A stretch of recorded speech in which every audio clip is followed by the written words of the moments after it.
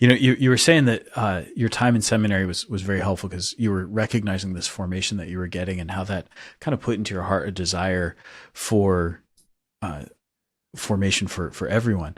I started seminary also at 18, but the year, so I think 10 or 11 days after day one of seminary was 9/11, Wow. which was then followed by Spotlight and everything that was happening in Boston and how that was breaking. And then it had its own version in every diocese. Right.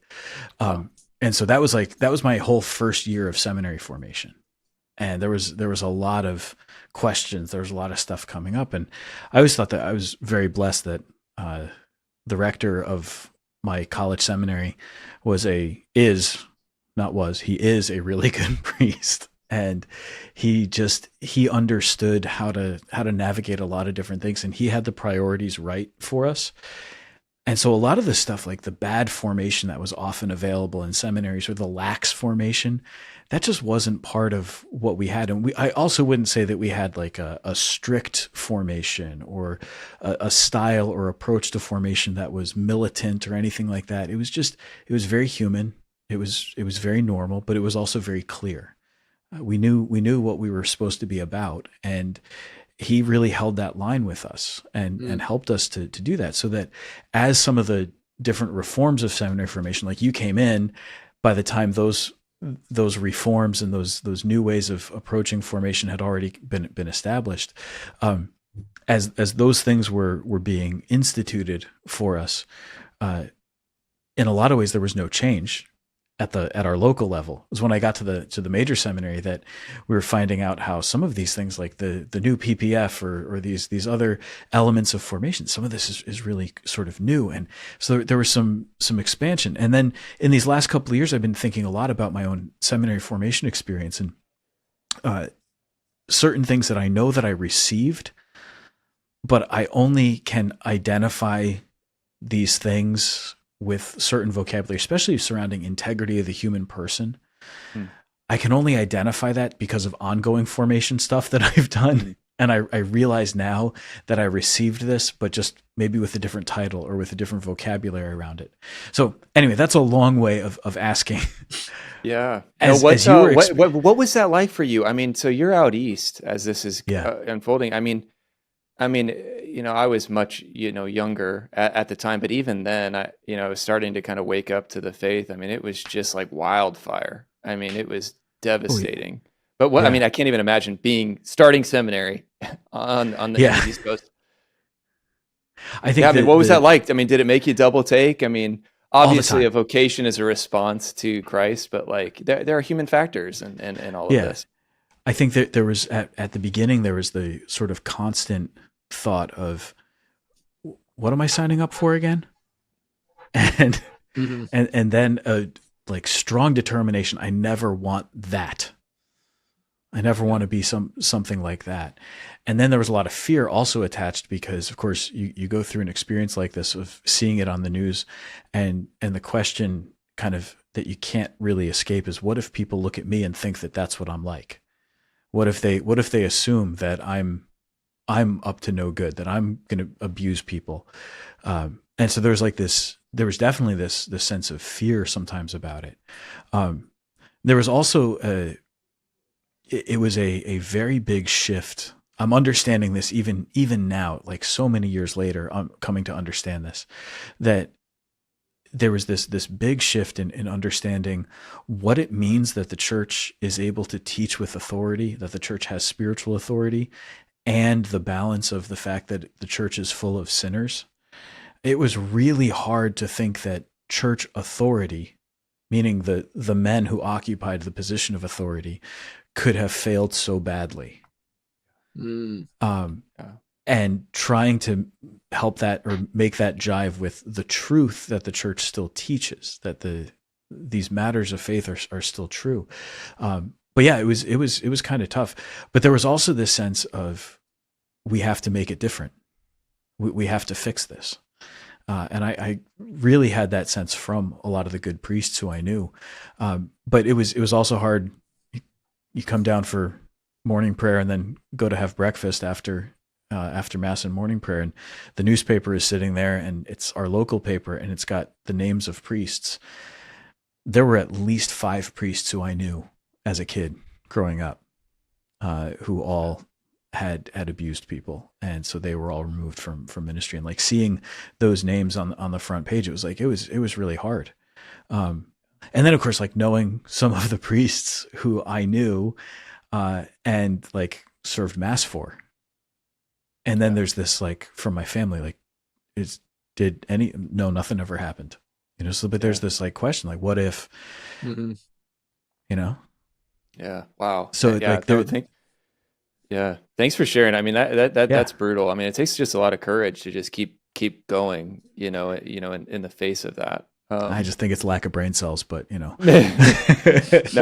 Well, because honestly, even, so when I would have entered in 2009, in the Catholic community, and I think this is very different depending on your diocese, but yeah, it was very like warmly respected. But as soon as you went out to coffee or the world in any way, other churches, like it's just like, I thought I knew you, you were the golfer, you were, and then it's, so what happened to you? Are you weird? And like, I very much remember just the stigmas and the, the fear, the concern.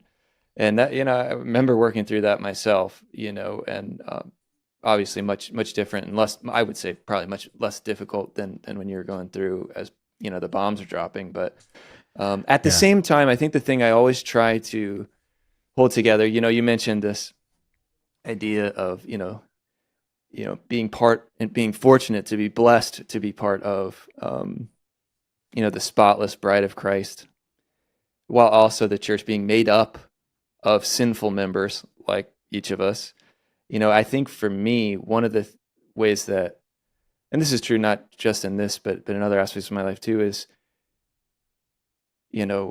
everything that has happened, if we can persevere in the love of God, is unfolding for our greatest good. And it's hard to persevere in the love of God. I completely understand when people give up, and I've seen that in my own life. But I look back at some of those greatest challenges, and there's been obvious fruit, that's come from that accountability. I mean, obviously, and it's that's been a truth that I've kind of latched onto as I kind of reflect on all that sense. And that's in no way to devalue or to excuse the sin, that needs to be condemned. Yeah, I think I had it a little bit easier in the sense that I was a college seminarian, so I wasn't wearing this at the time. So when I went out in public, like unless I told you I was a seminarian or you recognized my picture from the vocations poster, you didn't know who I was. You didn't know that I was in the seminary. So by the time like I was going off to theology and started wearing clerical attire, by then the scandal stuff had really kind of calmed down. Not that it wasn't still scandalous, but like it wasn't on the front page every single day. It was something that clearly we had without question addressed. We had done something about. We had started taking steps. So that made it a little bit easier. But I heard stories later on when I was serving as vocation director. I heard stories from guys who had been vocation directors during that time. Oof. And the National Conference of Diocesan Vocation Directors, NCDVD, that year, like the year that everything really broke, the convention was in all places in Boston. So every vocation director in the country is coming to Boston to talk about promoting priestly vocations in this really chaotic context. And apparently at the time, NCDVD was like run by a religious sister who didn't wear a habit and didn't believe in the all-male priesthood or that celibacy was a discipline that was necessary. There was all kinds of chaos. Again, this is what I've been told. They would come for the convention and they had Mass, but not everybody would show up for Mass. Like vocation directors weren't showing up for Mass together. And so there was a group of vocation directors from around the country who had all studied in seminary together. And so they knew one another and they knew what they were about and what they wanted. And they realized during that week that this was, as an organization, was going in the wrong direction. And so they just, at one like general session of everybody, they just got up and said, if this doesn't change, we're leaving. And whoever was in charge of the executive board said, well, we're not going to make any changes. And they got up and they walked out. And what they didn't know was how many other guys got up and walked out with them. So they realized this organization is going to fall apart if we don't change it. So they basically demanded the resignation of every single board member, elected themselves. And now NCDVD is this amazing organization that, like, if you go to the convention, I used to love the convention. It was like my favorite week of the year. You just go, it was like a class reunion. It's a whole bunch of guys I was in seminary with. And then other guys who were like, I felt like I was at home. These guys, they all get me. Mass every day. Every single priest who's there says mass. All the priests dress like priests for the whole week. There's adoration in the morning, and guys are coming down and making holy hours. There's confession available every day. And guys, you see a line of priests waiting to go to confession, and you're like, this is what we're supposed to be. This is how we're supposed to be doing things. Anyway, that's a really long tangent into this is why the question that the question I wanted to ask you, Jamie, is as you were a seminarian and studying and then realizing that this formation was needed all over, what were the things from your seminary formation that you wanted to bring to Exodus 90 that you could then bring to the church at large? So I think, you mentioned this, the integrity of the person, something that you have a language for after, that was kind of through and through everything for us. So I awoke to the faith really at 15 and really developed, just by God's grace. I was like super interested in golf, and I was super interested in the church. And it's really at a time of like constant exploration spiritually and intellectually for me. And I look back on that time, and I love that time, and I kind of miss that time too. Like when you're just onto something for the first time, you can't even sleep. You just like searching. And that's how it was for me. I mean, for years. And I was just so satisfied. I mean, the more questions I asked, the more satisfied I was, honestly. And, and then, the prayer kind of started to take. So I say all that because, a lot of times guys will talk about, oh man, I really didn't have much of a prayer life, which is kind of a weird thing that young seminarians do say. Like, obviously they're praying somewhat, or you're not discerning a vocation, but you often hear that. But for me, it wasn't so much like the prayer element, just because of my dad, because of, my parish and stuff, like that was all there. I think for me, it was just this idea that, the cross is a measure of everything. And I think up to that point, the faith still was quite bracketed for me. And I didn't quite fully comprehend, if you take the master at his word, well, nothing is exempt from him. And I did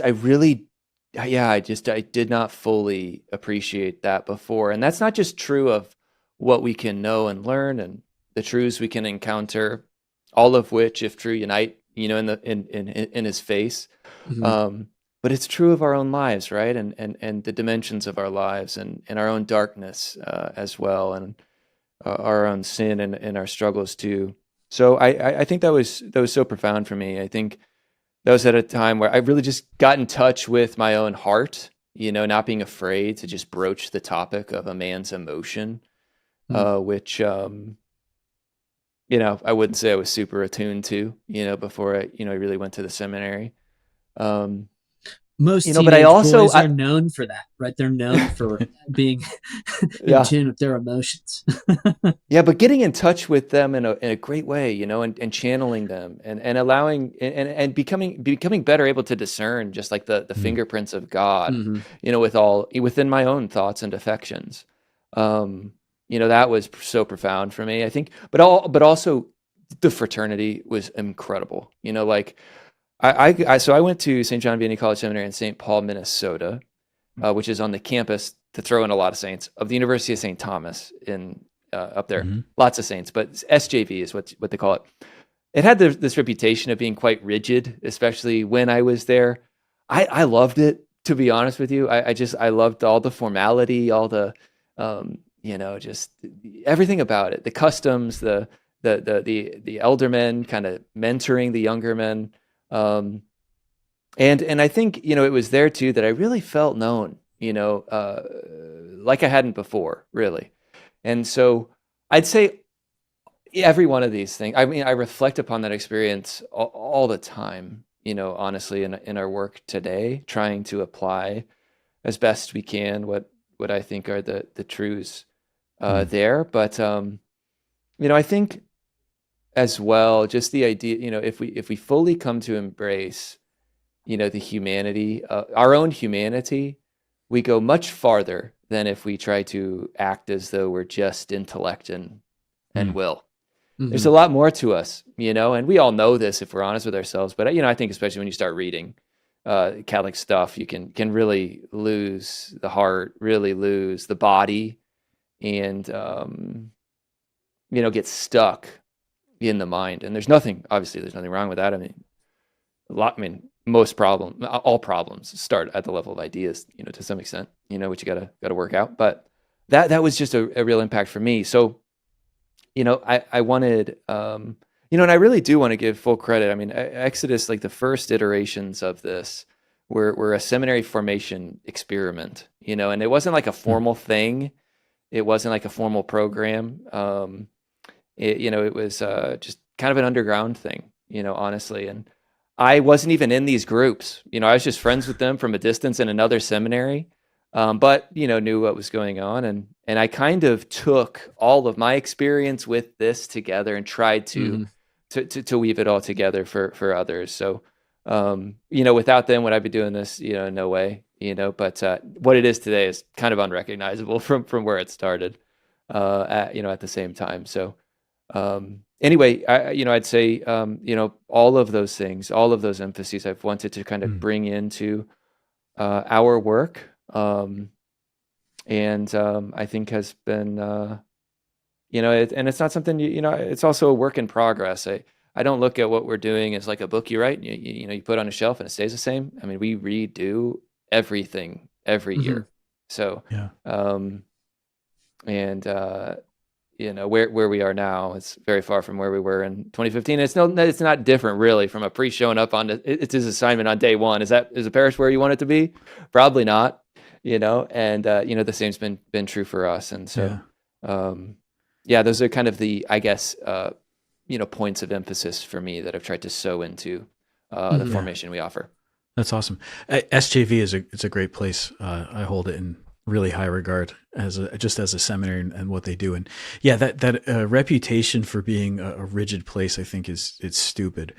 Because it's almost like they understand that young men, especially college students, actually need structure and thrive when you give them structure. And it's I think the biggest knock there is that there's structure.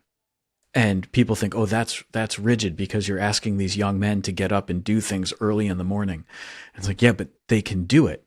They're capable of it, and they're actually going to thrive when you do it. Anyway, I don't have an issue with that. I think that's all really good. It's just dumb to say anything else. Yeah, and I think there's a space too for a lot less structure at an older age, formation for older men.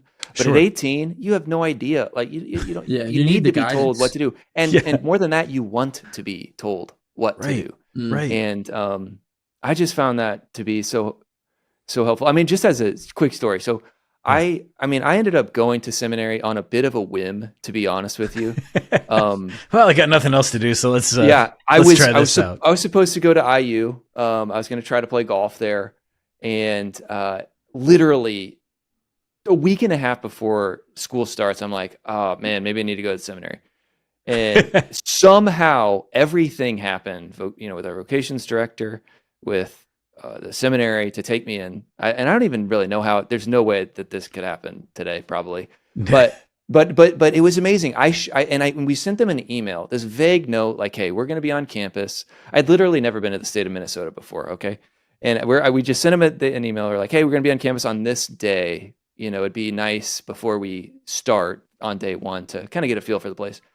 And I kid you not, my RA and my fraternity leader were there to greet me at the door when I walked in.